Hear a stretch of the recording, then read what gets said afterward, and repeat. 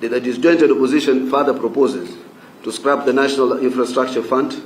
Affordable Housing Levy, and the NSSF contribution, which reflects a policy posture that is fundamentally at odds with sustained infrastructure development and long-term economic transformation.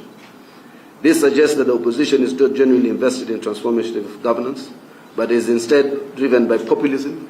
a narrow pursuit for power for self-serving political aggrandizement, devoid of substantive policy commitment or developmental vision. You know, when you want to set up the country on a reverse gear,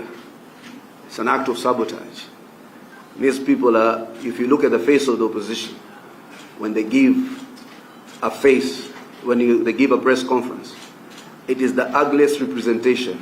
of past regimes, and particularly failures in those past regimes. The ugliest face of extrajudicial execution,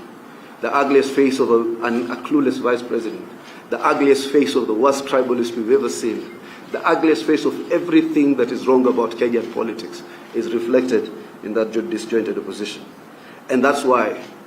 their paymasters, their patrons, are urging them to call for sabotage of this country so that we can take back the country to those years where the Kenyattas and the Mois dominated and presided over our lives, our economy, which was a preserve of a few.